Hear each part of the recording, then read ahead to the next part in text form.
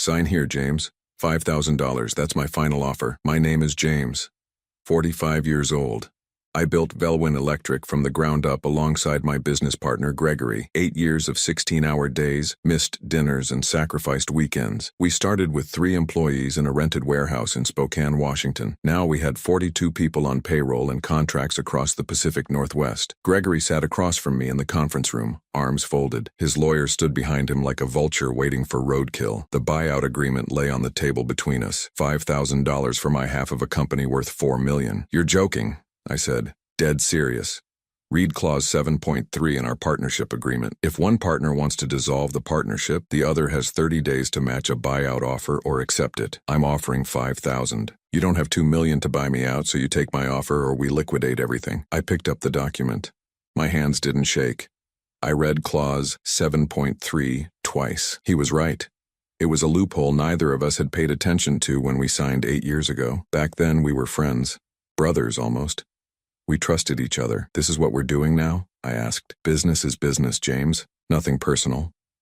Everything about this was personal. 6 months ago, Gregory started acting different, colder. He stopped asking my opinion on bids. He rerouted client calls to his office instead of mine. When I questioned him about it, he said he was trying to be more efficient. I should have seen it coming. I need time to think, I said. You have 72 hours.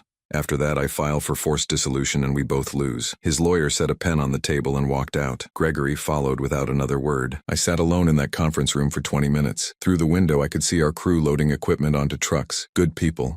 Hard-working people. Most of them I had hired personally. I knew their kids' names, their struggles, their dreams. Gregory knew their clock-in times and productivity metrics. I pulled out my phone and scrolled through my contacts. 8 years of relationships.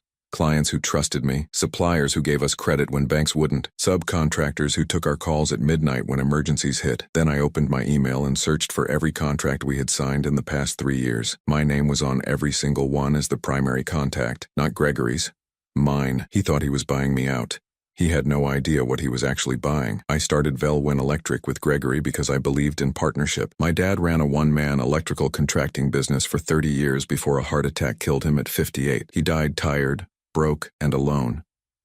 I swore I would do things differently. Gregory had money. I had skills. He handled finances and operations while I handled everything else. Bidding, client relationships, job site management, quality control, hiring, training. I built the reputation that made Velwyn Electric a name people trusted. Gregory built spreadsheets. For 7 years it worked.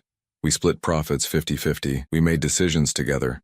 We argued sometimes, but we respected each other. Then his son graduated business school and started working for us. That's when things changed. Kyle was 23, fresh out of university, full of ideas about optimization and profit margins. He convinced Gregory that I was too soft, too friendly with clients, too generous with employees. He said we were leaving money on the table. Gregory started listening to Kyle instead of me. Small things shifted first. Gregory began CCing himself on my client emails. He asked me to route all purchase orders through him for approval. He questioned my decisions on job sites. When I pushed back, he reminded me that he owned 50% of the company, like I needed reminding. 3 months ago, I walked into the office and found Kyle sitting at my desk, reorganizing my files. He said Gregory asked him to help streamline operations. I told him to get out.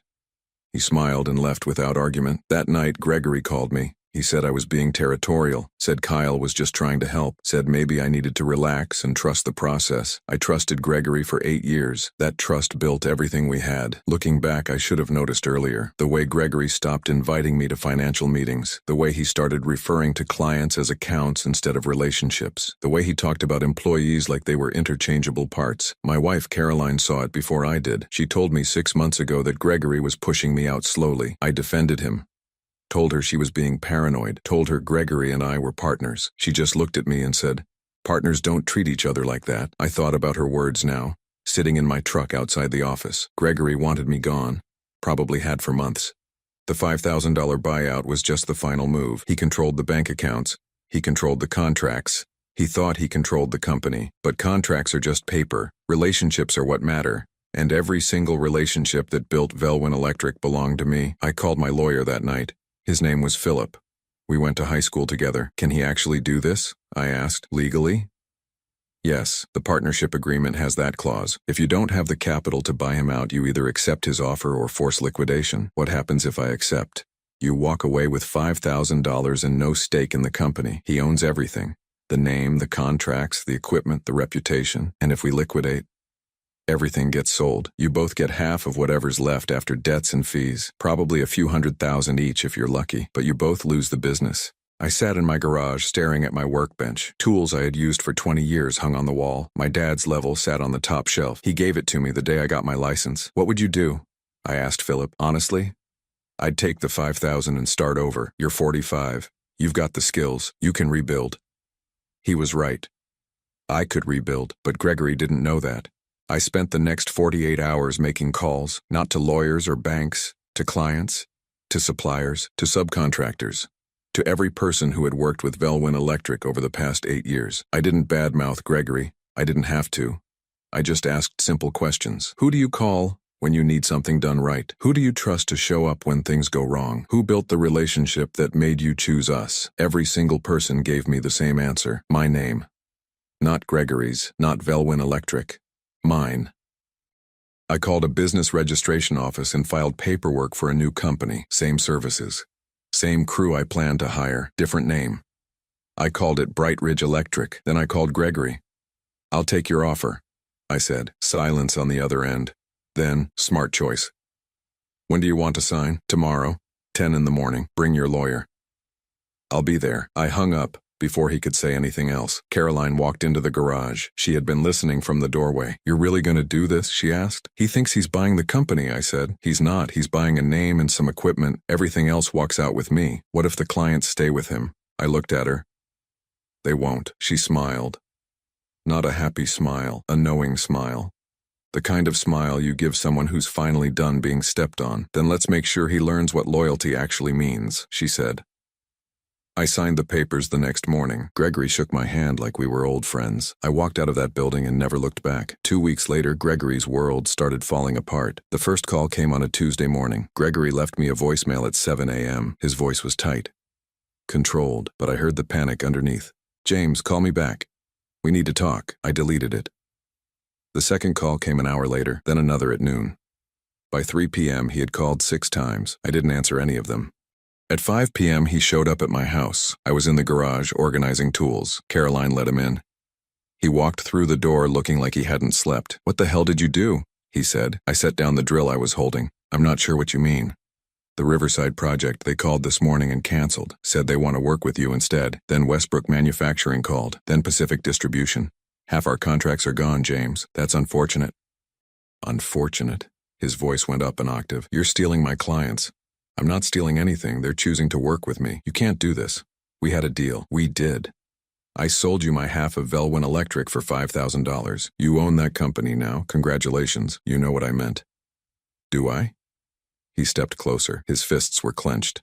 For a second, I thought he might actually swing. Instead, he just stood there, breathing hard. I gave you a fair deal, he said. You gave me $5,000 for 8 years of my life. You call that fair? The partnership agreement was a legal loophole you exploited because you wanted me gone. Don't pretend this was anything else. His jaw worked. He looked at Caroline, then back at me. Those clients signed contracts with Velwyn Electric. They can't just walk away. Actually, they can. Most of our contracts have 30-day termination clauses. You'd know that if you ever read them. This is sabotage. This is business, Gregory, nothing personal. I used his own words against him. He heard it, his face went red. You can't start a competing company. There are non-compete clauses in the employee handbook. Not in our partnership agreement, I checked. Philip made sure of that. He stood there, realizing he had no move left. He thought buying me out meant he controlled everything. He never understood that businesses aren't built on contracts. They're built on relationships. And every relationship that mattered belonged to me. I'll sue you, he said. For what? Talking to people who want to work with me? Good luck with that. He turned and walked toward the door, stopped, looked back. I made you, he said. Without my money, you'd still be a one-man operation. And without my work, you'd still be a guy with money and no idea how to use it. He left. The door slammed hard enough to rattle the frame. Caroline walked into the garage. That went well. He's scared. He's realizing what he actually bought. What did he buy? An empty shell. The name means nothing without the reputation. The equipment means nothing without skilled people to use it. He bought a building and some trucks. That's it. What happens now? Now he tries to hold on to whatever he has left, and I keep building. She kissed my forehead and went back inside. I picked up my phone and made another call to the crew foreman at Velwyn Electric. His name was Calvin. I hired him 6 years ago when no one else would give him a chance. Calvin, it's James. I'm starting something new. You interested? Silence. Then, when do I start? Next Monday. Same pay, better benefits. I'm in. Good. Bring anyone who wants to come with you. By the end of the week, 30 of the 42 employees at Velwyn Electric had quit. They all applied to work for Brightridge Electric. Gregory called again. I didn't answer. 3 weeks after I walked away, Gregory tried to fight back. He hired a lawyer, filed a lawsuit claiming I violated implied non-compete obligations, claimed I poached employees, claimed I used proprietary information to steal clients. Philip called me with the news. He's throwing everything at the wall to see what sticks, Philip said. None of it will hold up, but it'll cost you time and money to defend. Let him try. James, litigation is expensive. Even if you win, I'm not worried about winning. I'm worried about building something real. The lawsuit made local news. Small article in the business section. Electrical contractor sues former partner over client exodus. Gregory's lawyer spun it like I was the villain, like I had sabotaged a successful business out of spite. 2 days later, I got an email from Janet, the procurement director at Westbrook Manufacturing. She had been our client for 6 years. Subject line: saw the news. Body: James, I want you to know that our decision to work with you had nothing to do with sabotage and everything to do with trust. You've always been honest with us. You've always delivered. That's why we chose you. Don't let anyone tell you otherwise. I forwarded the email to Philip. Then I called Janet and thanked her. You don't have to thank me, she said. I'm just telling the truth. 3 more clients sent similar emails that week. Then 2 of our suppliers issued statements supporting me. Then Calvin organized a group message from the crew saying they left Velwyn Electric because they wanted to work for me, not because I recruited them. The lawsuit started looking weaker. Gregory's lawyer withdrew 2 of the 3 claims. The third one, about proprietary information, lingered. They claimed I used client lists that belonged to Velwyn Electric. Philip laughed when he read the amended complaint. They're reaching, he said. Client contact information isn't proprietary unless it's trade secrets. Public business contacts aren't protected, so we win? We win, but he's going to drag this out as long as he can. I didn't care. While Gregory paid lawyers to argue in courtrooms, I was signing contracts. Brightridge Electric landed 4 major projects in the first month, then 6 more in the second month. By the third month, we had more work than Velwyn Electric had ever handled. I hired 2 project managers, expanded the crew, leased a bigger shop. Everything I built at Velwyn Electric, I rebuilt better at Brightridge. Meanwhile, Gregory was hemorrhaging money. Without me managing projects, jobs ran over budget. Without me handling client relationships, complaints piled up. Without skilled workers, quality suffered. I heard through Calvin that Gregory hired Kyle as the new operations manager. Kyle, who had never run a job site in his life. Kyle, who thought electrical work was just following blueprints and cutting costs. 2 months later, Velwyn Electric lost their biggest contract. The client cited missed deadlines and poor communication. They hired Brightridge Electric instead. Gregory called me that night. This time I answered. You happy now? He said. His voice was raw. You destroyed everything we built. I didn't destroy anything. I built something new. You kept the old name. That was your choice. You turned everyone against me. I didn't turn anyone. They made their own decisions. I offered you $5,000 to walk away clean. You should have taken it and disappeared. I did take it, and I did walk away. What I didn't do was disappear. Silence on the line. This isn't over, he said. Yeah, it is. I hung up. 6 months after I left Velwyn Electric, Gregory called a meeting with his remaining clients, tried to salvage what was left, promised better service, lower prices, anything to keep them from leaving. 3 of them left anyway. They called me first. Nothing personal. One of them said, we just trust you more. By month 7, Velwyn Electric was operating at 30% capacity. Gregory laid off 8 employees, sold 2 trucks, moved to a smaller shop. Kyle quit. Said he didn't sign up to manage a sinking ship. Gregory was alone, running a company built on my reputation without any of the relationships that made it work. Philip called in month 8 with news. He dropped the lawsuit, no settlement, just dropped it. Why? Because he can't afford to keep fighting, and because he knows he was wrong. I didn't feel victorious. I felt tired. 8 years of partnership, gone. A friendship destroyed. All because he got greedy and thought I was replaceable. But I also felt something else. Relief. Clarity. Proof that I had been the foundation all along. Caroline asked me once if I regretted signing the buyout agreement. No, I said. If he'd offered me a fair price, I might have stayed, might have kept pretending things were fine. Walking away for $5,000 was the best decision I ever made. Because you proved him wrong? Because I proved myself right. By month 10, Velwyn Electric was barely surviving. Gregory took on subcontracting work just to keep the lights on, projects I used to bid on, projects he used to consider beneath us. I ran into him once at a supply warehouse. We were both picking up materials. He saw me first, looked away, pretended he didn't notice. I didn't say anything.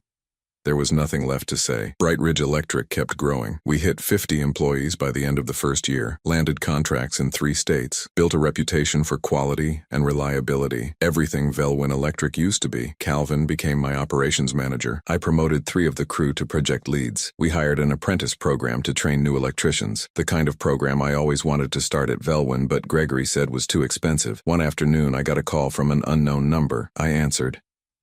"James, it's Gregory." I waited. "I need a favor," he said. His voice was quiet, defeated. "I'm drowning here. I can't keep up. I was wondering if you'd consider buying Velwyn Electric. I'll sell it for whatever you think is fair." I sat in my truck staring at the dashboard. 8 months ago, he told me to take $5,000 or lose everything. Now he was begging me to save him. "I'm not interested," I said. "James, please. I made a mistake. I know that now. But I'm asking you. You're asking me to fix the mess you made. I'm not going to do that. So you're just going to let me fail? You did that on your own." I hung up. 3 months later, Velwyn Electric filed for bankruptcy. Gregory sold the remaining equipment at auction. The business I helped build was gone. I didn't buy any of it. I didn't need to. The bankruptcy hearing was public record. I didn't attend. But Philip sent me the summary. Gregory lost everything. The building, the trucks, the contracts. Even the name. Velwyn Electric was dissolved. Creditors took what little was left. Kyle moved to Seattle and got a job at a tech startup, probably telling people how he used to run a successful electrical company. Gregory disappeared from the industry. I heard through mutual contacts that he took a job managing a retail store, 60-hour weeks for $40,000 a year, the kind of job he used to look down on. I didn't feel sorry for him. He had a choice. He could have treated me like a partner, could have respected the work I did, could have offered a fair buyout if he really wanted to part ways. Instead, he tried to cheat me, thought I'd take $5,000 and vanish, thought he could run the company without me. He learned the hard way that businesses aren't built on bank accounts and contracts, they're built on trust, on relationships, on people who show up and do the work. I ran into Gregory one more time. I was having lunch with a client at a restaurant downtown. He was there with his wife, sitting in a corner booth. He saw me. Our eyes met for a second. He looked away. His wife said something to him. He nodded. They finished their meal quickly and left. I didn't mention it to my client. Didn't need to. Gregory's fall wasn't my doing. It was his. He built his own trap. I just walked away and let him sit in it. The $5,000 buyout check was framed on my office wall. Philip thought it was petty. Caroline thought it was perfect. "It's a reminder," she said, "of what happens when someone underestimates you." I looked at it every morning before I started my day. Best $5,000 Gregory ever spent. 2 years after I left Velwyn Electric, Bright Ridge Electric had 80 employees and offices in 4 states. We were doing the kind of work I always dreamed about: renewable energy projects, commercial developments, hospitals, schools. Calvin ran operations. I focused on strategy and client relationships, the same things I always did. I hired 3 apprentices that year, gave them the training I wished I'd had when I was starting out, paid them well, treated them with respect. One of them asked me once why I left my previous company. "Because my partner thought money was more valuable than people," I said. He was wrong. Caroline retired from her nursing job. She started working part-time at Bright Ridge, managing HR and benefits. Said she wanted to be part of something that treated people right. We bought a house with a workshop in the back. I spent weekends there, building furniture and restoring old tools. My dad's level still sat on the top shelf. I thought about him sometimes, about how hard he worked, about how he died with nothing to show for it except a reputation for honest work. I built something different, something that would last, not just for me, but for the people who worked with me. Gregory called me once more, a year after the bankruptcy, left a voicemail, said he wanted to apologize, said he hoped we could talk. I deleted it without listening to the whole thing. Some bridges aren't worth rebuilding. I learned that business partnerships are like any relationship. They're built on respect, on shared sacrifice, on trust. When those things disappear, so does the partnership. Gregory forgot that. It cost him everything. I never forgot. It gave me everything. Walking away from that $5,000 deal was the easiest decision I ever made.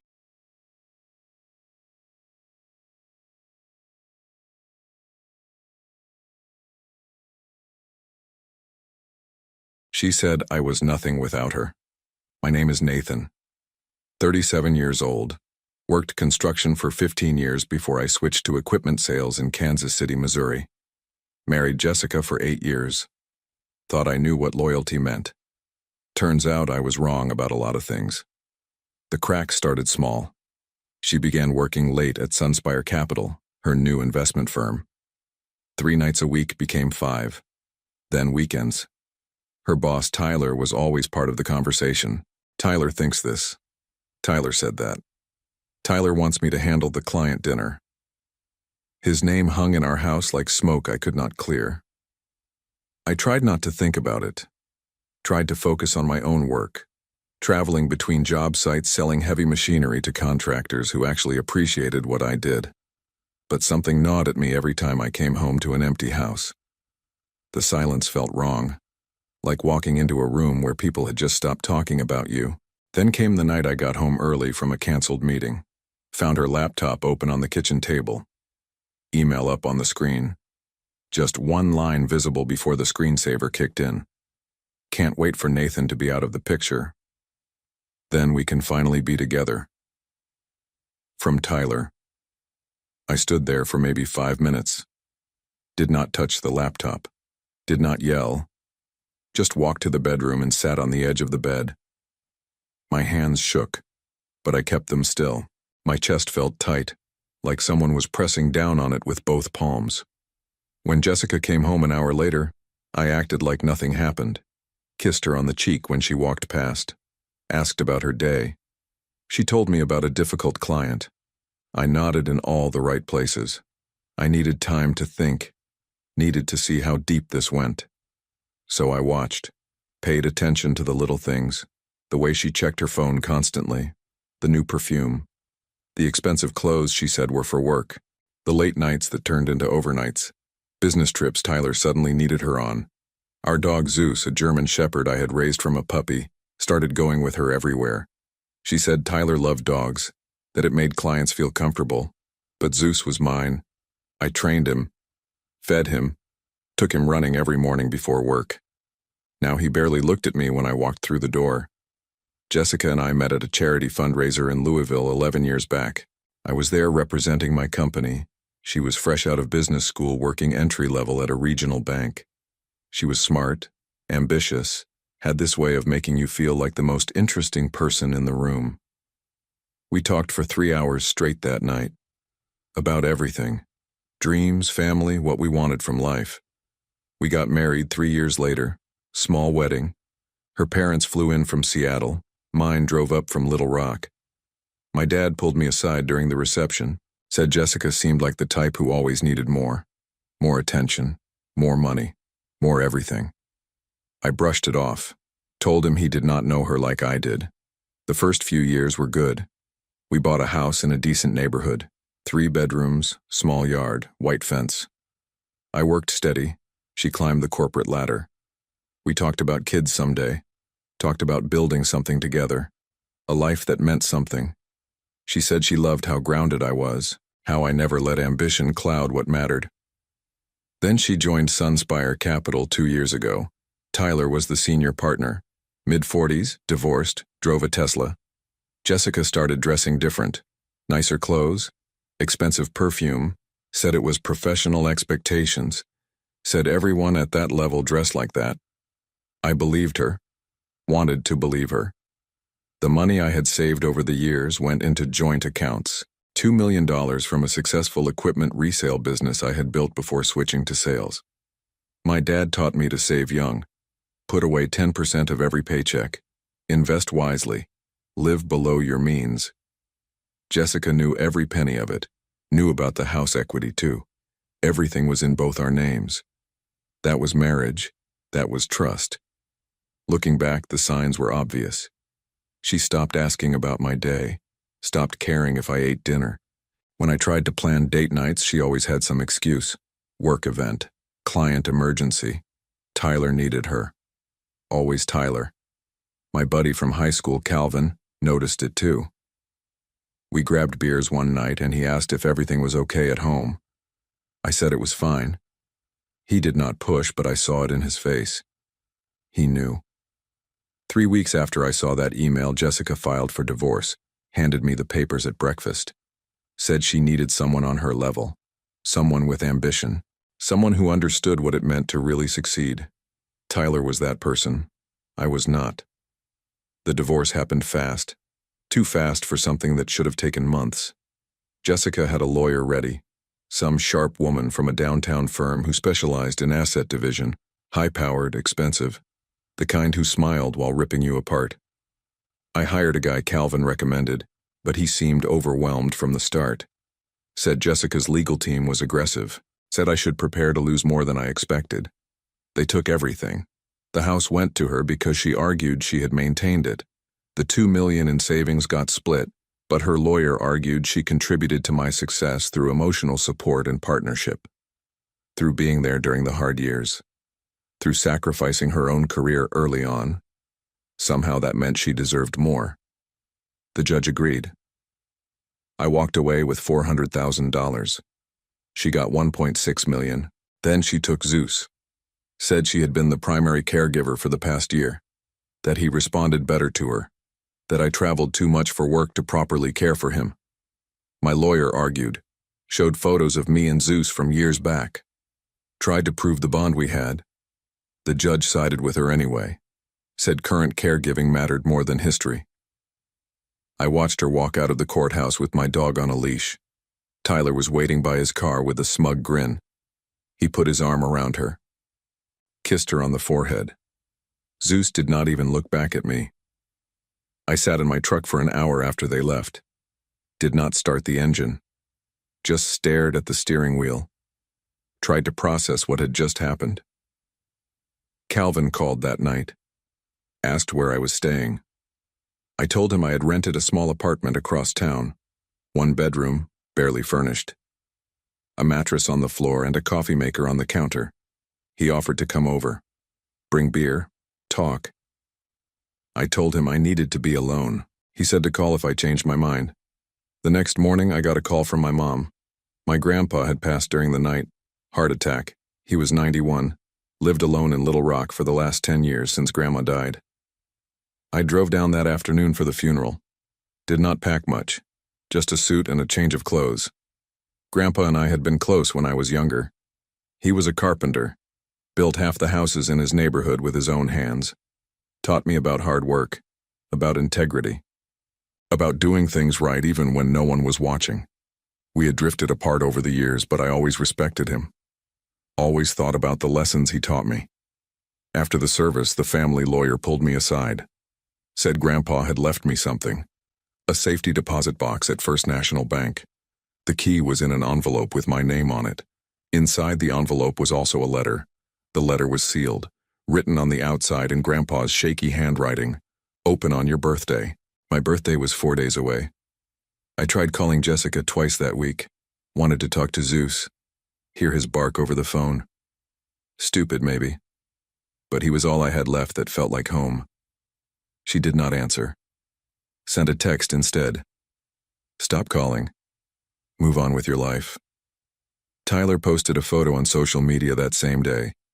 Him and Jessica at some upscale restaurant in downtown Kansas City. White tablecloths, wine glasses, Zeus sitting beside their table looking happy. The caption said something about new beginnings and fresh starts. Jessica commented with heart emojis. I stared at that photo longer than I should have.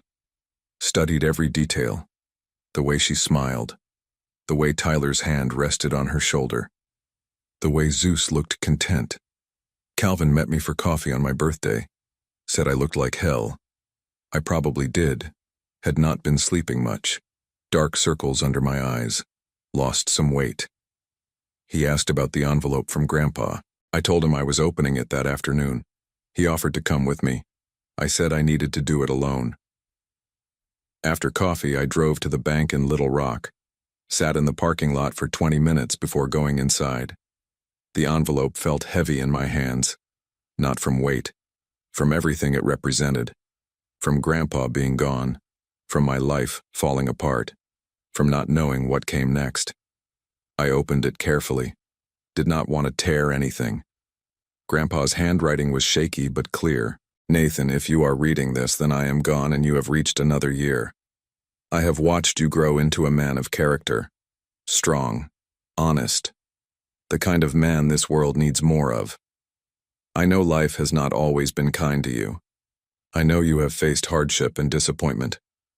Your grandmother and I set aside money over the years, not for luxury, but for security, for family, for building something that lasts. This account has $20 million. It is yours. Use it wisely. Build something good. Make choices that matter. And remember, real wealth is not what you have in the bank. It is who you are when everything else is stripped away. Your grandfather, Walter. I read it 3 times. Did not cry, did not smile, just folded the letter carefully and put it back in the envelope. Sat there for another few minutes. Then I went inside the bank. The bank manager was an older woman named Gloria. She had known Grandpa for decades. She verified everything with quiet efficiency. Old savings account opened in 1963. Compound interest over decades. Careful investments. Conservative growth. $20,300,000. All in my name. Grandpa had set it up years ago when I was born. Kept it separate from everything else. Never touched it. Just let it grow. Jessica had no idea it existed. How could she? I had not known myself. I drove back to Kansas City that night. Made one stop, at a lawyer's office downtown. Not the guy Calvin recommended. Someone better. Someone who handled high net worth cases. Someone who won. The lawyer's name was Vanessa. Mid-50s, sharp eyes, gray suit, reputation for winning impossible cases. Her office was on the 20th floor overlooking the city. Expensive art on the walls. Leather furniture. The kind of place that charged $500 an hour just to sit down. I laid out everything. The divorce, the settlement, the assets Jessica took, the timing of Grandpa's inheritance. She listened without interrupting, took notes, asked a few clarifying questions. When I finished, she leaned back in her chair and studied me. She asked why I was there. I said I wanted to know my options. Wanted to understand if Jessica had any claim to the inheritance, if there was anything she could do to hurt me again. Vanessa smiled. Small. Professional. Said the inheritance came after the divorce was finalized. Completely separate property. Jessica had no legal claim to it whatsoever. That money was mine. Protected. Safe. But there was something else. She asked if I had signed the settlement agreement without reading it carefully, without having someone review every clause. I admitted I had. My lawyer at the time said it was standard. Said fighting would only cost more money. Make things drag on. I trusted him. Signed where he told me to sign. Vanessa pulled up the documents on her computer, read through them methodically, stopped on page 7, pointed to a clause buried in the legal language. Jessica had agreed to return any joint assets if fraud or concealment was proven within 1 year of the settlement date. It was standard boilerplate. Most people never used it, but it was there. I did not understand it first, did not see how it applied. Vanessa explained slowly. Clearly, if Jessica had hidden assets or misrepresented her financial situation during the divorce proceedings, the entire settlement could be challenged. Everything could be reopened, reassessed. She asked if I had any reason to believe Jessica was not honest about her finances, any suspicious activity, any unexplained money. I thought about it, remembered something from a year ago. Jessica had mentioned a trust fund from her grandmother, said it was not much, maybe $50,000, something her grandmother left her when she died years back. But I never saw it listed in the divorce paperwork, never saw it disclosed anywhere. Vanessa made a note. Said she would look into it. Said if Jessica failed to disclose assets, that was fraud, clear violation of divorce law, grounds to void the entire settlement. 2 weeks later she called. Said she found something big. Jessica's grandmother had died 8 years ago. Left a trust worth $750,000. Jessica never disclosed it, never included it in the asset division. Never mentioned it to her lawyer or the court. She hid it. That was fraud. That changed everything. Vanessa filed a motion to reopen the case. Jessica's lawyer fought back hard, called it harassment, called it a desperate attempt by a bitter ex-husband, said the trust was irrelevant, a family gift, not marital property, not subject to division. Vanessa countered with documentation. Bank records showing Jessica had accessed the trust during our marriage, used it for personal expenses, transferred money out of it multiple times. That made it marital property. That made hiding it fraud. The judge agreed to review the case. Set a hearing date, 3 months out. Jessica called me 2 days later. First time I had heard her voice in months.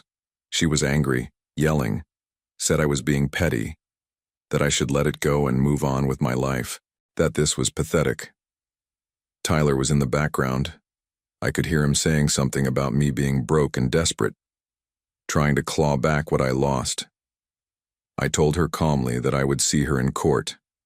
Then I hung up. Vanessa told me to stay quiet. Do not post on social media. Do not contact Jessica. Do not talk to mutual friends. Do not do anything that could hurt the case. Just live my life. Go to work. Act normal. I followed her advice. Spent the time working, saving, planning, moved into a better apartment. Nothing fancy, but comfortable. 2 bedrooms, actual furniture. Started going to the gym again. Saw Calvin more often. He asked what I was up to. I told him I was just getting my life back together, trying to find some kind of normal. During that time, Vanessa dug deeper, kept investigating, found more than just the trust. Jessica had a second bank account, offshore, Cayman Islands, opened 2 years before the divorce. She had been moving money into it slowly, small amounts at first, 5,000 here, 10,000 there, then larger sums, 50,000, 100,000. By the time we separated, there was $400,000 sitting in that account. Tyler had helped her set it up. His firm specialized in wealth management, asset protection, tax strategies, legal ways to hide money. They had planned the whole thing. Probably started planning it a year before she even filed for divorce.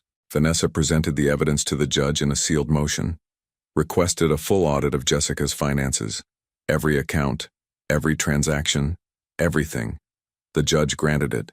Jessica's lawyer tried to block it, said it was a witch hunt, an invasion of privacy, said there was no basis for such an intrusive investigation. The judge did not care, ordered full disclosure within 30 days. 2 weeks before the hearing, Tyler called me. First time we had ever spoken directly. His voice was smooth, confident. He said I was making a mistake, that Jessica had moved on, that I should too, that dragging this out only made me look bitter and small. He offered me $50,000 to drop the case, cash, no questions asked. I asked him if he thought I was stupid. He hung up. The day of the hearing arrived. I wore a suit, same one I wore to Grandpa's funeral. Sat in the courtroom next to Vanessa. Jessica and Tyler walked in together. She looked nervous, kept fidgeting with her hands. Tyler looked arrogant, like he owned the room. The judge called the case. Vanessa presented the evidence, the hidden trust, the offshore account, the pattern of concealment, the deliberate fraud. Jessica's lawyer argued it was a misunderstanding, an oversight, not intentional, just poor record-keeping. The judge looked at Jessica, asked her directly if she had knowingly hidden assets during the divorce proceedings. Jessica hesitated, looked at Tyler. He nodded slightly. She said no, said she had made mistakes but had not lied. Vanessa played a recording, a voicemail from Jessica to her lawyer, recorded 6 months before the divorce was finalized. Jessica saying she needed to make sure Nathan never found out about the grandmother's trust, that it was her safety net, her escape fund, her way to start over without being dependent on anyone. The courtroom went silent. The judge did not need to hear more. She ruled immediately. The original settlement was voided due to fraud. Jessica was ordered to return the $1.6 million she had taken from me. The house would be sold, and the proceeds split evenly. The hidden trust and offshore account were to be divided equally as marital assets. Jessica was also ordered to pay my legal fees. Jessica's face went white. Tyler stood up, started to say something. The judge told him to sit down, told him his firm was under investigation for aiding in financial fraud, that the State Bar Association would be contacted. Tyler sat, his arrogance gone. The judge was not finished. She looked at Jessica, said that deliberate concealment of assets in a divorce proceeding was not just unethical, it was criminal. She was referring the case to the district attorney's office for potential prosecution. Jessica started crying. Her lawyer tried to object. The judge dismissed them. The house sold within 2 months. I got my share. Combined with the returned settlement money and the divided hidden assets, I ended up with nearly $3 million. More than I started with. Jessica moved out of state, Colorado Springs. Tyler lost his partnership at Sunspire Capital after the investigation found he had helped multiple clients hide assets. His license was suspended. Last I heard, he was working for some small firm in Denver. Jessica faced criminal charges, pled guilty to fraud. Got probation and a $50,000 fine. No jail time, but her career was over. No respectable firm would hire her. A week after everything settled, a shelter in Kansas City called. They had Zeus. Said Jessica dropped him off 2 months earlier. Could not afford to keep him. I picked him up that afternoon. I bought a house outside the city, 5 acres, room for Zeus to run. Quiet place. Started building furniture in a small workshop. Something Grandpa would have done. Calvin came by one weekend, helped me set up, asked if I was happy. I told him I was getting there. Jessica and Tyler both got exactly what they deserved. She ended up working retail in Colorado Springs, struggling to pay bills. Tyler was disbarred 6 months later and left the state. I never saw either of them again. As for me, I learned what Grandpa meant. Real wealth is knowing who you are when everything is taken away.